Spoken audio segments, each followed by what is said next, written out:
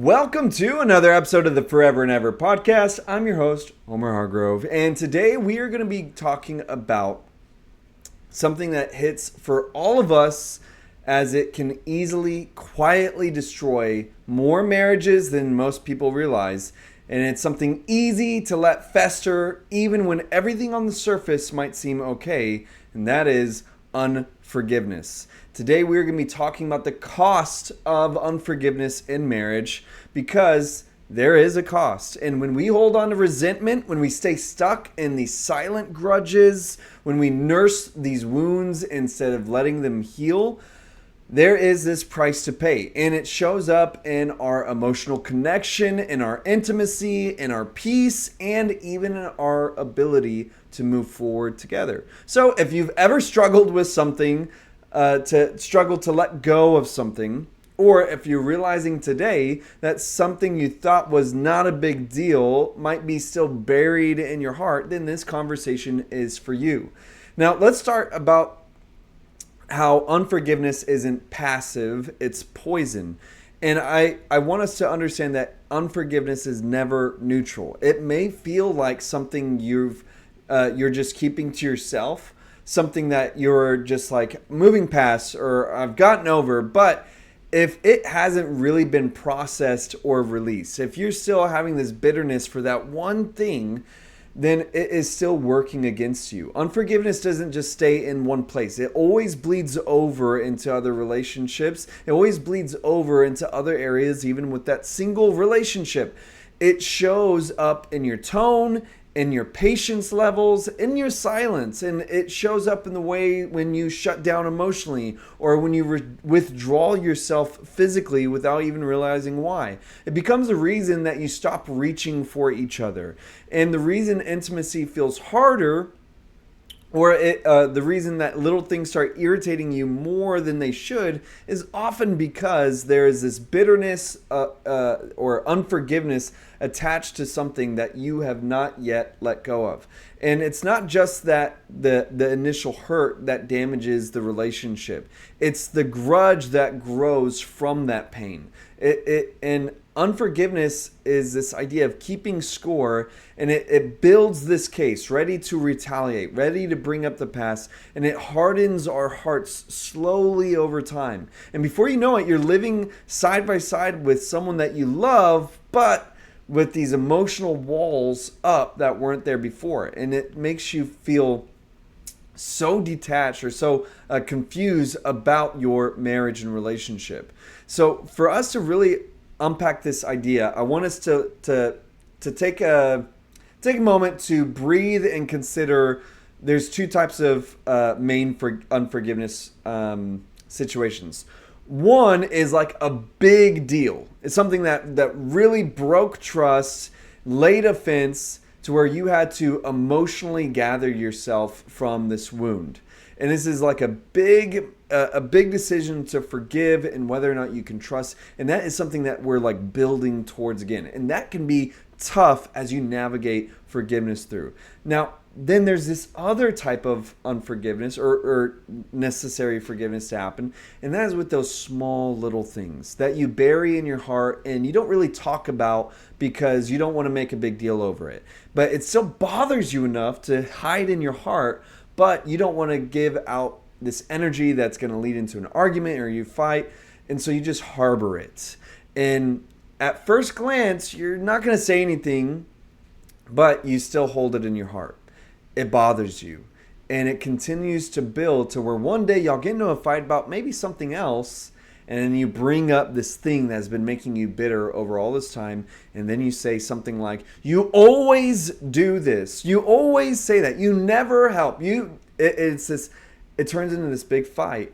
And this bitterness that was stored has now seeped in. It is bled over into a new fight. It is bled over into a new argument because it's like this mold that is just growing in the background, but you don't see it maybe in the day-to-day, but it's slowly poisoning you. And this is why it's important for us to internally navigate these areas of unforgiveness because it will cost us in our relationships. So let's practically try to identify how this shows up in our marriages sometimes. Maybe ask yourself some signs or questions like this. Maybe you feel a subtle bitterness when your partner brings up certain topics. It's just like this little spite that kind of is hanging around there. And again, maybe it's low enough to where they might not notice, or maybe like, did that bother you? Like, oh no, I'm fine. Maybe you're mentally rehearsed past arguments. Y'all already agreed that it's done and over with, and y'all can move past it. But you find yourself maybe late at night, and you're going over the argument over and over, and replaying what you wish you would have said.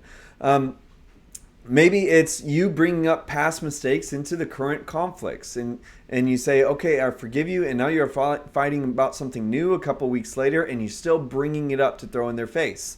Maybe you feel emotionally detached and you don't necessarily know why. Maybe you've buried this bitterness so deep to where you've even forgot why you're bitter.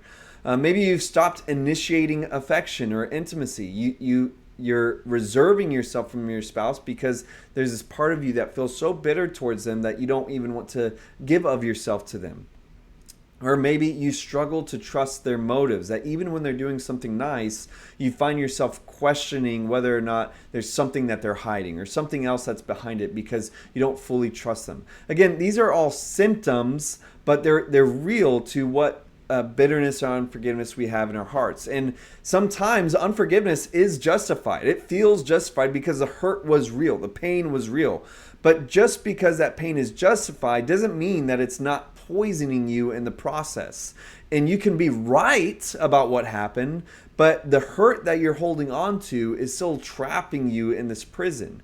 And I'm not trying to paint this imagery like as if you should bow down to this to your spouse, or that you should allow yourself to become this punching bag to just reposition this type of conflict over and over. I'm not suggesting that, but what I'm saying is that part of this, a lot of times, part of this bitterness or unforgiveness is also stemmed in us wanting our spouses to behave differently than the way that they do. I want us to shift gears for a moment, because if we're going to talk about unforgiveness, okay, the costs of unforgiveness and harboring this bitterness in our hearts, we also should understand what the power of forgiveness can restore. Forgiveness is not just saying, it's not saying that didn't hurt, it didn't bother me. That's usually just a way that we deflect to try to act as if we're not in pain when we are, because we don't want to give that person the feeling as if they have control over us, right? But at the end of the day, it still hurts. Forgiveness is not saying it didn't hurt. It's saying that did hurt, but I'm not going to let it keep hurting us. That forgiveness is choosing to move forward from the hurt. It's not minimizing the pain, it's releasing your right to punish. And it doesn't mean that you're ready to forget. It doesn't even mean that you're necessarily ready to trust again. But what it does mean is that you're done carrying this weight of carrying this weight alone. And forgiveness, it allows your heart to soften again. It makes a space for emotional reconnection. It clears the air and opens the door to rebuild. You cannot rebuild without the doorway of forgiveness. And it's only through forgiveness that we can break these cycles of bitterness that pass down into everything else. From parenting to passion to communication, bitterness will seep into all of that. And it's not weakness to forgive. It is truly a strength. It is so much harder to choose to forgive sometimes than it is to allow that bitterness to grow. But most of all, forgiveness leads to freedom, because unforgiveness will keep you stuck in that prison we're talking about, where you're the only one who is reliving what happened. But forgiveness, it lets you walk out of that prison, and it allows you to breathe again and start to hope for this moment of rebuilding, something even better than what was before. So I want us to pause for a moment, and I want to speak to the person who's maybe to yourself, you're saying, okay, but I'm not ready yet. That's fair. I don't want anyone to feel, I don't think anyone should feel rushed to forgive. It's a personal choice, and it has to come from you. It can't be coerced by me or your spouse or anything else. But we should understand that some wounds are maybe just still fresh. Maybe some wounds go real deep. It affected you to your core. Like your identity feels in jeopardy because of what happened. But I want to just say that you don't have to always feel ready to forgive in order to start moving towards forgiveness. You're talking about the idea of I'm walking in the direction of forgiveness even though I'm not fully ready to forgive yet. You feel what I'm trying to say? You can begin by even making this plea or this prayer saying, God, I'm still angry, I'm still hurt, but I don't want to stay stuck here. I want to be able to move forward. Can you please help me, God?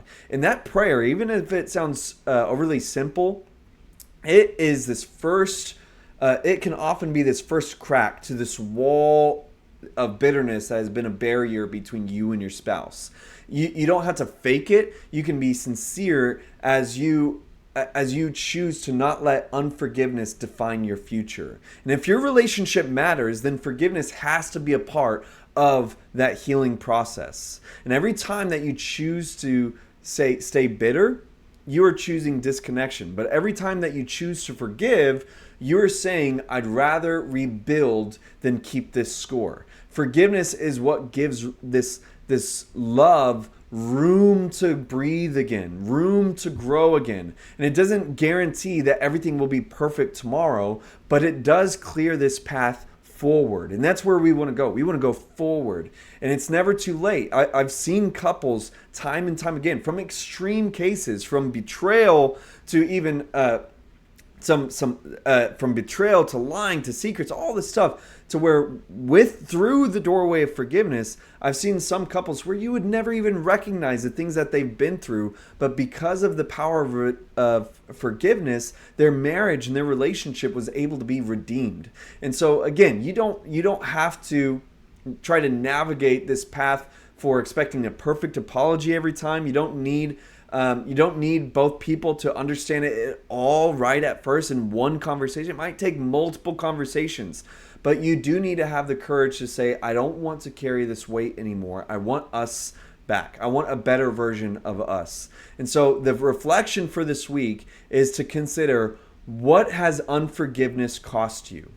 What does it cost you emotionally? What has it cost you mentally, spiritually, relationally? What has unforgiveness cost you? And now consider, what could forgiveness restore? And I want to challenge you with a quiet moment this week for you to even consider journaling this out. Whether it's praying or talking to your spouse, that's all great too, if you're ready. But consider even journaling this out. There's something special about journaling that helps us to be able to process really what's on the inside, really what we felt. And even for me, I found that even just when I'm trying to pray, sometimes my best prayer times are just from journaling and writing it down. You don't have to do it perfectly. There's not a right or wrong way, but to just try to journal how you feel. Write down, write on paper what it is that you're feeling right now and what it is that you want to happen. And name what you've been holding on to. Ask God to help you to begin releasing it.